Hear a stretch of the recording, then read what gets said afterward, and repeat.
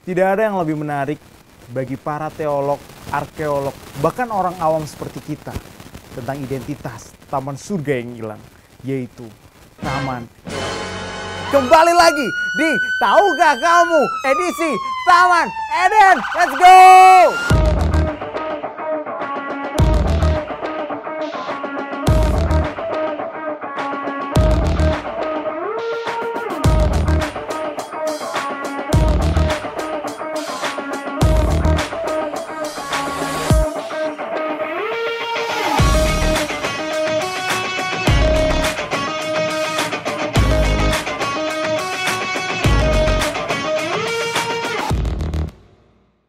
Jadi hari ini aku mau bahas tentang Taman Eden. Tapi sebelum itu aku mau mengucapkan buat kamu semua selamat tahun baru buat semuanya. Jadi hari ini waktunya kerja kembali ya. Jadi sepanjang sejarah gagasan tentang Taman Surga ini nggak cuma orang Kristen yang punya, tapi juga dipunyai oleh beberapa bangsa dan budaya kuno lainnya seperti bangsa Sumeria. Bangsa Sumeria menyebut Taman Surga sebagai Dilmun. Lalu juga ada bangsa Yunani yang menyebut Taman Surga adalah Taman Hesperides. Dan juga ada yang menyebut Taman Surga Firdaus. Tentu Firdaus bukan nama orang ya, tapi nama taman.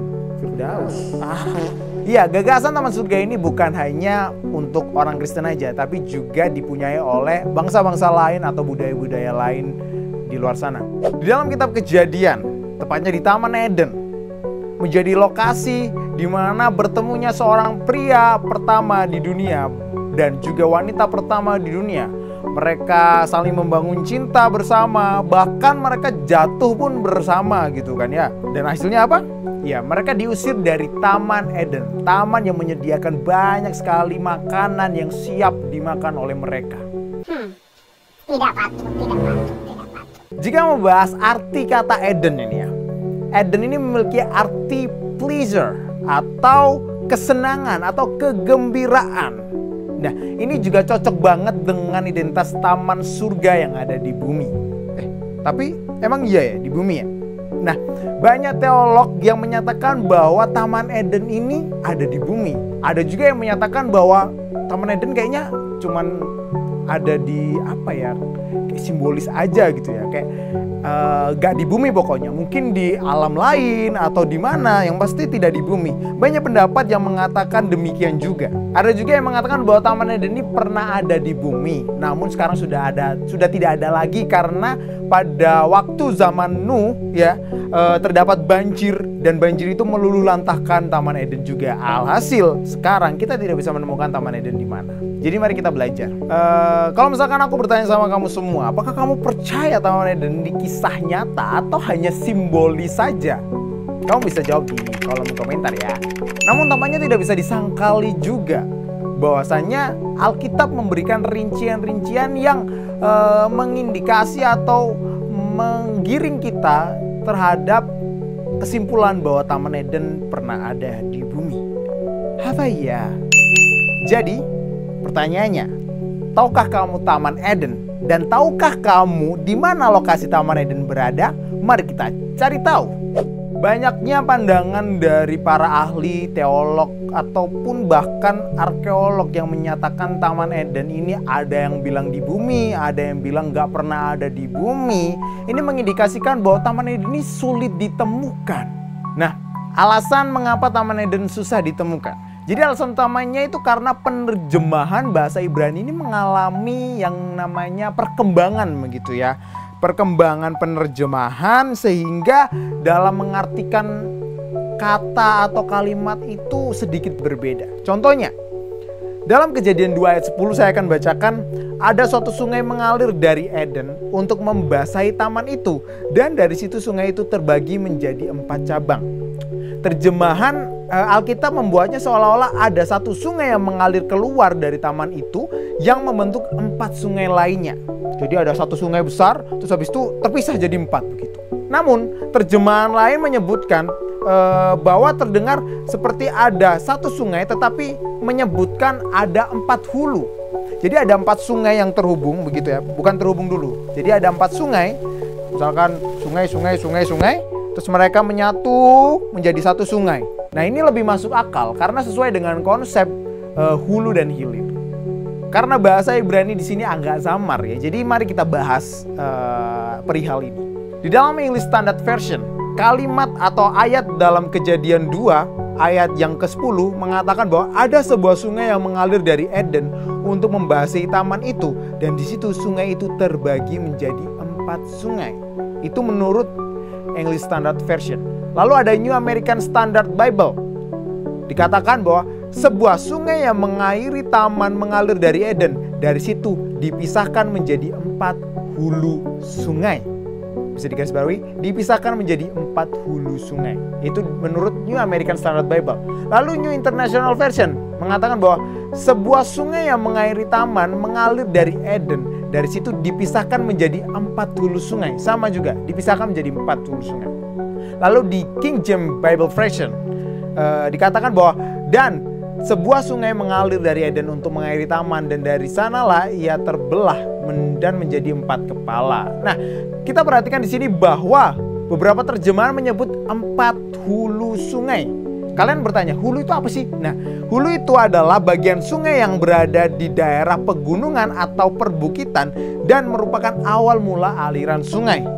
Bahasa Ibrani dalam ayat ini memungkinkan pemahaman 4 sungai yang menjadi 1 sungai, bukannya 1 sungai yang berubah menjadi 4 sungai. Inilah sebabnya kata hulu digunakan dalam beberapa terjemahan. Dalam bukunya On the Reliability of the Old Testament, karya K.A. Kitchen, juga memegang pandangan ini ketika menyampaikan poin bahwa alih-alih sungai itu menjadi 4, yang lebih tepat adalah 4 sungai atau 4 hulu menjadi 1, bukan 1 sungai menjadi 4. Gagasan tentang 1 sungai yang terbagi menjadi 4 sungai ini bertentangan dengan cara kerja anak sungai. Anak sungai selalu berawalan dari sungai-sungai kecil yang menyatu dengan sungai-sungai besar dan tumbuh hingga bermuara di lautan. Gagasan tentang sungai-sungai besar yang berubah menjadi sungai-sungai kecil ini tidak mungkin terjadi karena memang tidak sesuai gitu dengan konsep atau dengan cara kerja anak sungai. Jadi kesimpulannya untuk bagian ini adalah pemahaman terbaik dari Kejadian 2 ayat 10 mengatakan bahwa 4 sungai bergabung bersama di Taman Eden untuk membentuk 1 sungai. Jika kita memahami hal ini, maka lokasi Taman Eden akan mungkin lebih mudah kita temukan. Nah, poin selanjutnya, tampaknya kitab Kejadian ini ditulis dengan perspektif pasca terjadinya air bah. Mengapa demikian? Hal ini tampaknya terjadi karena semua lokasi dalam kitab Kejadian disebutkan dan diketahui di seluruh Alkitab setelah banjir. Dengan demikian tampaknya lokasi Taman Eden adalah sesuatu yang Tuhan ingin kita ketahui. Dan areanya diketahui setelah banjir. Oleh karena itu kita seharusnya dapat menemukan lokasi seharusnya ya. Dimungkinkan kita mungkin bisa meraba-raba di mana lokasinya. Tapi ya kita harus tetap ingat bahwa Taman Eden yang mungkin nanti kita ketemui lokasinya ada di mana, itu tidak sama seperti apa yang Alkitab bilang atau dengan kondisi sebelum kejatuhan manusia. Tidak. Beda ya. Namun yang pasti lokasinya masih bisa kita kira-kira. Jadi, tahukah kamu di mana lokasi Taman Eden? Setelah Kejadian 2 ayat 10, Alkitab menjelaskan di mana tempatnya, atau mungkin kita diberi kisi-kisi oleh Alkitab di ayat-ayat selanjutnya, ayat 11, 12 dan selanjutnya, di mana lokasi Taman Eden berada. Dalam Kejadian 2 ayat yang ke-11 dan 12 dikatakan, nama sungai yang pertama ialah Pison. Sungai itu mengalir melalui seluruh tanah Hawila, tempat emas ada. Emas dari negeri itu baik. Di sana juga terdapat damar dan krisopras. Nah, kita membahas tentang tanah Hawila. Tanah Hawila, bener banget, tempat di mana emas berada. Nah, kita langsung lompat dalam Kejadian 25 ayat yang ke-18. Disebutkan di sana bahwa mereka menetap dari Hawila ke Syur yang berada di sebelah timur Mesir menuju Asyur. Ia menetap tanpa persetujuan semua saudaranya.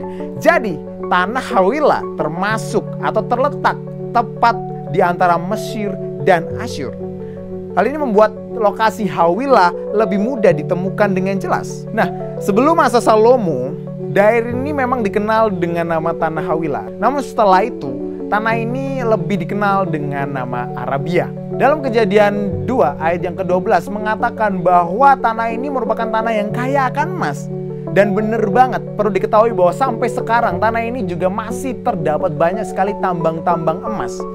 Terdapat sekitar 55 tambang emas yang masih beroperasi hingga saat ini. Ini menunjukkan betapa kayanya tanah Hawilah atau tanah Arabia hingga saat ini. Singkatnya, lokasi Hawilah menjadi kunci di mana kita dapat meraba-raba di mana Taman Eden berada. Selanjutnya adalah Sungai Pison.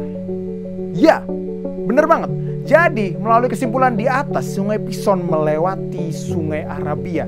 Dimungkinkan juga bahwa ia ada di sekitar Teluk Persia dan Laut Merah. Nah, ketika kita membahas Sungai Pison ini, kita mungkin akan sedikit kebingungan. Karena memang pada zaman dulu dan sekarang, iklim yang ada sangatlah berbeda. Dan kita tidak bisa memastikan di mana Sungai Pison ini berada. Maksudnya aliran sungainya begitu ya, karena perbedaan iklim tersebut. Namun ada dasar sungai kering yang besar yang disebut Wadi Al-Ruma yang berubah menjadi Wadi Al-Batim di dekat ujungnya yang persis sama dengan sungai ini. Lokasi Sungai Pison tampaknya berada di tepat Wadi Al-Ruma yang sekarang menjadi Wadi Al-Batin. Lokasi pertama sungai ini ditemukan pada tahun 1994 ketika citra radar menebus tanah dari pesawat ulang-alik menemukan dan menelusuri dasar sungai kuno yang mengalir sejauh sekitar 600 mil atau sekitar 965 km melalui Arab Saudi berakhir di Kuwait, di mana sungai tersebut menjadi aliran air yang lebarnya 3 mil atau hampir 5 km.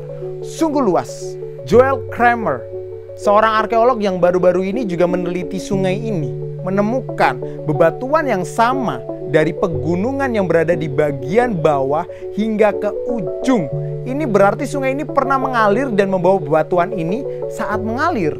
Ya, iklim Hawilah memang mengalami perubahan. Mungkin ini terjadi pada saat yang sama ketika Tuhan mengubah iklim di sekitar Laut Mati ketika dia menghancurkan Sodom dan Gomora serta 3 kota lain di wilayahnya. Wilayah Laut Mati dulunya diairi seperti taman Tuhan, seperti yang disebutkan dalam Kejadian 13 ayat 10. Tetapi sekarang menjadi tanah tandus. Jadi, Sungai Pison yang mengalir melalui bagian tengah Arabia dan sekarang menjadi dasar sungai yang kering, dulunya mengalir dengan air yang melimpah pada zaman dahulu karena iklim yang lebih basah. Singkatnya, aman bagi kita untuk mengatakan bahwa wilayah Hawilah merupakan tempat Sungai Pison mengalir hingga ujungnya. Tempat di mana ia bertemu dengan 3 sungai lainnya seperti yang disebutkan dalam Kejadian 2 ayat yang ke-10 sampai ke-14. Bagian yang ketiga, Tanah Kus. Kejadian 2 ayat 13 mengatakan bahwa Sungai Gihon berada di Tanah Kus. Sebelum kita membahas Sungai Gihon, kita bahas dulu Tanah Kus. Secara umum terdapat 2 lokasi di mana Kus dirujuk di dalam Alkitab. Yang pertama adalah wilayah Irak modern di utara Teluk Persia. Namun referensi yang kedua adalah wilayah Afrika dan diterjemahkan sebagai Ethiopia, di mana Sudan modern berada.